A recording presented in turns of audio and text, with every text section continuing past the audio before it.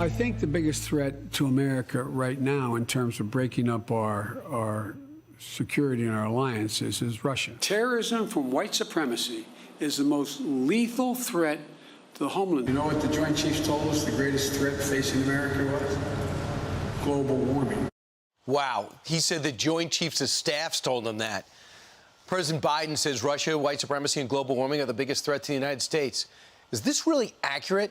And what are those actual threats? How do you categorize it? But better yet, how does retired four-star General Jack Keane categorize it? General, where do you stand? Do you think the president's right? White supremacy, global warming, and Russia are the three biggest challenges to America? Well, he's got part of that right, but I think most of it wrong. And actually, it seems to disagree with many of the policy statements that his administration has been making since they assumed office.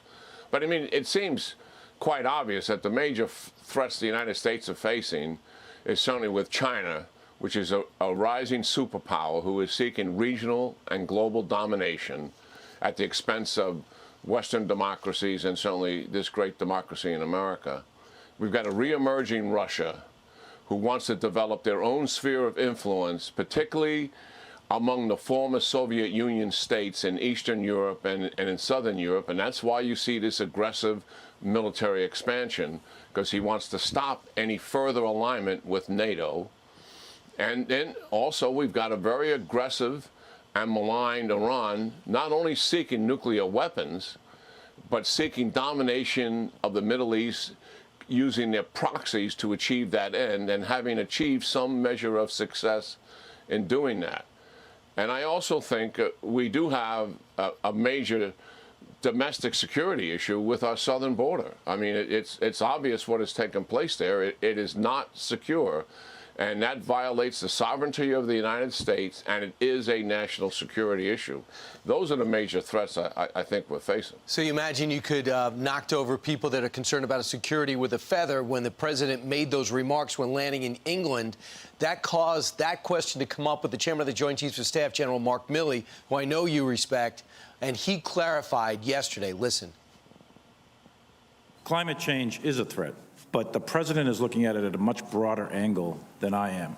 I'm looking at it from a strictly military standpoint. And from a strictly military standpoint, I'm putting China and Russia up there. Thank you. Meanwhile, we're starting to loosen up some of the sanctions on Iran because the 2015 deal, the talks don't have any momentum. Is that a good move? Have they done anything to deserve that except bring another battleship, another destroyer across the ocean filled with supplies for Venezuela? Well, you know, this is what we've said ever since the Biden administration came in. We certainly applauded them for taking on major of the policy formulations of the Trump administration and their willingness to stand out and call out China and what appears to be their willingness to confront them. We'll see as we go down the road, and certainly dealing with Russia as well. But this whole thing on Iran, we said, has a potential for them to have a major strategic policy failure in the Middle East. And it has to do with the Biden administration negotiators and the national security team that they've established are very much the same people who were in the Obama administration and negotiated the nuclear deal. I think they got an untoward emotional and psychological bias for that nuclear deal, and they have blinders on, much like Secretary Kerry had on when he was making the deal originally in 2015. So here we're heading down a road where we're going to remove sanctions on Iran. We're going to give them a flood of money again. To do what? To buy more missiles, to buy more rockets, to strengthen the hand of the proxies throughout the region. And all of those rockets that we saw and missiles coming down on Israel for 11 days, they all originated from Iran.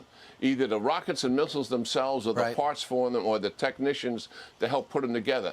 Iran is the destabilizer in the Middle East. Why we would ever give them another pile of cash in the billions of dollars to be able to increase their malign activity in the region is really a major policy failure. And certainly the 11 days with Hamas and Hezbollah and the Palestinian Islamic Jihad and what they were doing with Israel should have been a wake-up call saying, whoa, we have to stop these negotiations. We have to revisit this whole issue on how are we dealing with Iran strategically in the region, not just with preventing them from having a nuclear weapon. Right, and I think a lot of Democrats understand that. They didn't sign on to this deal. They only got 40 senators signing on to the deal. That's why Barack Obama didn't make it a treaty. That's why Donald Trump could say, I'm out, because it had no popular support amongst his own party, too. That's what people don't realize. This wasn't Democrat-Republican. This was a renegade group of negotiators with a terrorist regime that thought they had the framework of a deal that was an embarrassment to this country, and our allies are holding on to it, and we're begging to get back into it. What an embarrassment. General, thanks so much. Yeah, great talking to you, Brian. Have a wonderful weekend. All right, you too.